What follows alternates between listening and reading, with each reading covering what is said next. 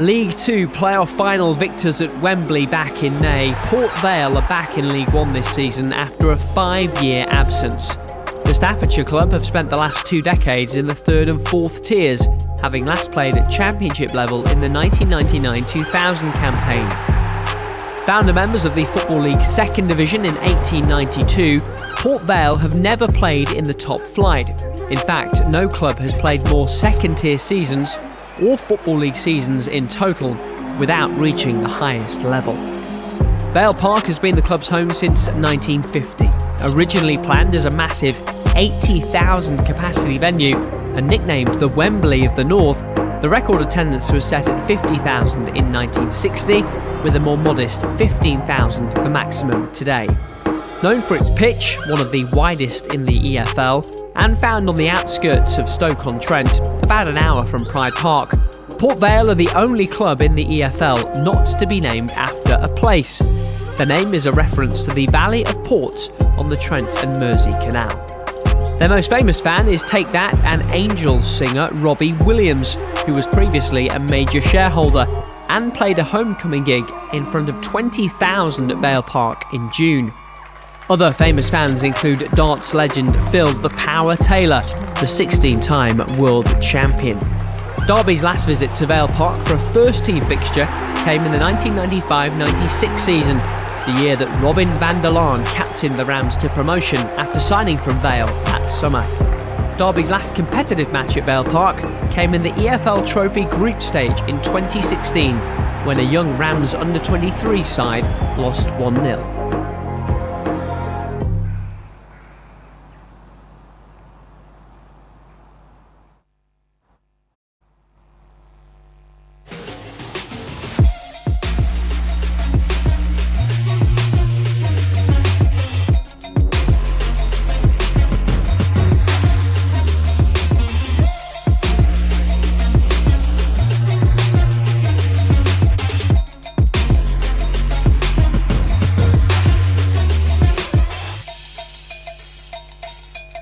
And welcome to the preview show from RamsTV. Tonight, Derby County are heading to Vale Park for the first time in 27 years and hoping to gain some ground on the League One leaders. The top two don't play tonight, thanks in part to a frozen pitch at Wadham Road. Here's how things stand at the top of the table. Leaders Plymouth are 14 points ahead of the Rams, but have played 2 more games. It's an 11-point gap to Sheffield Wednesday in 2nd, and just 4 to Ipswich in 3rd now. Derby do have a game in hand on both of them. Derby's lead over Peterborough in 7th, by the way, now up to 9 points. Port Vale looking to move into the top half tonight. They're 8 points off the playoffs and 11 clear of the bottom 4. There are 7 games happening elsewhere in League One tonight. More details of those later. And remember, you can watch Derby's trip to Port Vale on RamsTV worldwide, even if you're in the UK. Go to dcfc.co.uk to get your match pass now. Derby are looking to make it 6 wins in a row and extend their unbeaten run, which is up to a staggering figure by this point. But Jason Knight and the rest of the squad aren't getting carried away. Yeah, feeling good. I'm just trying to take every game as it comes. I obviously had a bit of an injury at the start of the season, sort of rocked me then, but been back in and we've done well. We're unbeaten in so many games now, so it's just about keeping that consistency going. I think it's, 18? I'll be corrected by someone in the room, I'm sure, if that's wrong. How much are you guys paying attention to the numbers behind the run, if you know what I mean? Trying not to. It's in the media, you're going to see it, but trying not to. Just, like I say, trying to take every game as it comes, and on Tuesday we've got another really tough game coming up. Yeah, we'll get back to that in a minute or two. I was thinking the other day that there can't be many players better suited to playing for Paul Warne than you. How's the head coach with you? Yeah, really good. Ever since he's come in, we've got along really well. Obviously, we probably see the game the same way for the most part. So it's been a good start, and hopefully it can continue for the rest of the season. He was telling us the other day that the figures have gone up in terms of distance covered and stuff like that. Has he managed to make you fitter? I wouldn't be sure if that was possible. Well, I think so. I think he's made everyone fitter. You know the demands he puts on the team. If you want to play, you gotta run really hard, and that's what everyone's doing at the moment. Is it that simple? I mean, it can't be that simple, surely, with the game plan. No, it's not. There's obviously more tactical stuff behind it, but just really, when you don't have the ball, it's as easy as getting the ball back as quickly as you can. And I know it's not that simple, but that's the foundations to it. It's been a really impressive run, some really impressive performances, and they've scored some brilliant goals as well as a team.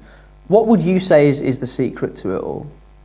I don't know. I think confidence is key in any season. You see teams go through dips in form and stuff like that, but it's just, like I say, consistency is key, and we need to keep that going. And confidence breeds results, and results breed more confidence. So it's important we keep that going on Tuesday. Earlier in the season, and I know you love talking about it, Jason Knight, the right back. How do you reflect on that spell now? Well, it's another thing I can add to my game. It's another string to my bow. I do obviously like it more in midfield. I get to get around the pitch a bit more. But no, it's something I enjoyed, and I thought I'd done quite well there at the time. So it was something I can look back on with fond memories, hopefully. And last few weeks, Louis Sibley's been filling at left back, similar sort of position to the one you found yourself in. Has he been asking you for advice on it? Not really. Look, Sibs is a really good player. He can adapt to situations really, really well. And I know if he had to come back in the midfield, he'd do the same. But no, he's done really, really well, especially in the back four in recent weeks, and all the back four have really done as well as Joe. It's such a good run. How do you keep it going?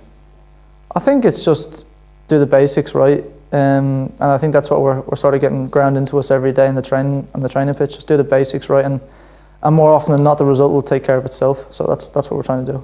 Port Vale on Tuesday, new ground for you, I think. Do you get excited to visit new places? Well, yeah, you can do. It's a good place to tick off, I suppose. It's not too far, so which is good.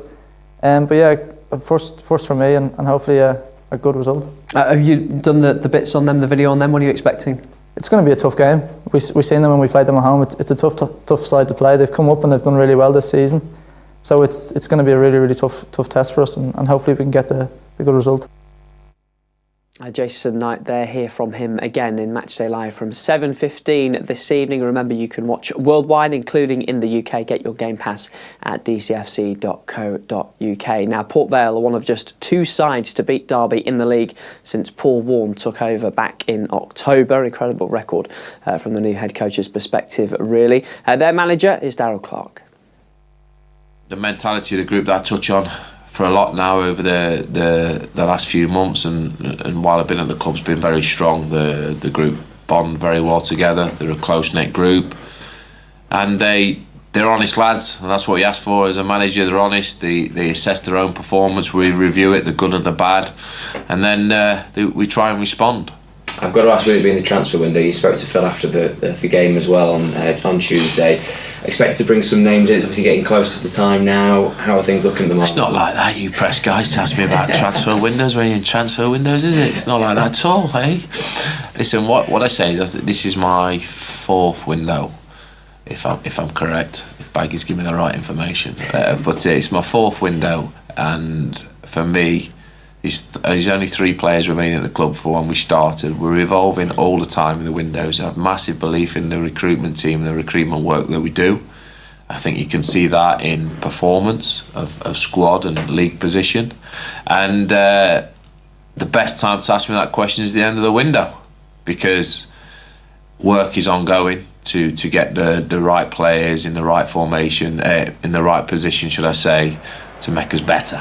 And that's key, better. Well, Darryl Clark did make his first signing of the transfer window. Not long after that interview was recorded, actually. Teenage left-back Aaron Connolly is joined on loan from Nottingham Forest. Vale have seen a couple of players leave already this month, and they'll be without at least one striker tonight. James Wilson, who scored the winner at Pride Park back in October, is out injured. It sounds like Derby will have the same squad available this evening as they did on Saturday, which means still no Aaron Cashin or Louis Sibley for the Rams. Derby beat Bolton even without them in the side to extend their unbeaten run, to extend the winning run as well. Assistant head coach Richie Barker was pleased to see the Rams get the better of a fellow promotion contender.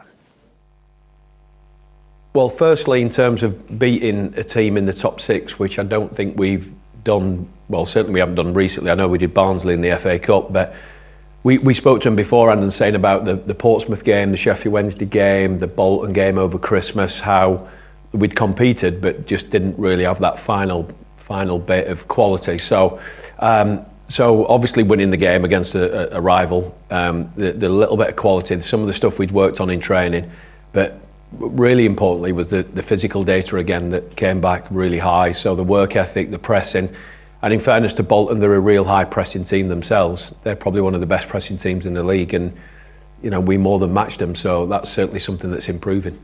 You did have to make changes in the defence on Saturday, and the success has been built on your defensive record. Not a reflection on the players that came in, because they're both more than capable, but whenever you have to change your defence and disrupt that part of the pitch, are you ever a little concerned about that?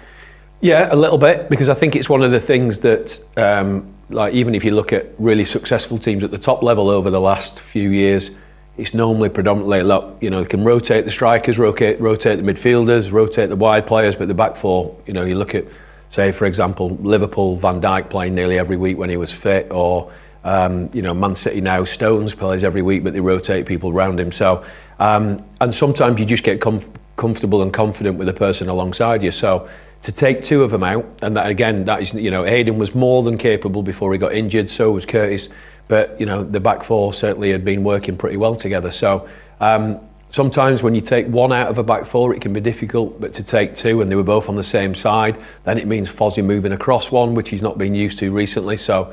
It could have quite easily been, very difficult. But again, we work in training constantly about you don't always work in the back four. So it might be that over the last few weeks we've done some work where, Hayden's played in that particular back four, or Cash has played alongside Steers, or whatever it is. So we do make a conscious effort that they don't just work in that back four and they get used to working with other people. Just while we're on the subject, any update on Louis Sibley or Aaron Cashin? They're both coming on okay. They've both done bits today, but in terms of how soon they will be available, we'll obviously, in terms of Cash, we'll probably get more information in the morning. Sibs, probably, we're still waiting for a scan result, really. Everyone else okay? Same squad as the weekend? Yeah, everybody seems fine. Yeah, there was a bit of stiffness this morning, but apart from that, everybody's fine. Port Vale on Tuesday, they spoiled your first home game all the way back in October, which feels like a long time ago, doesn't it? Yeah, the sun was out and it was warm.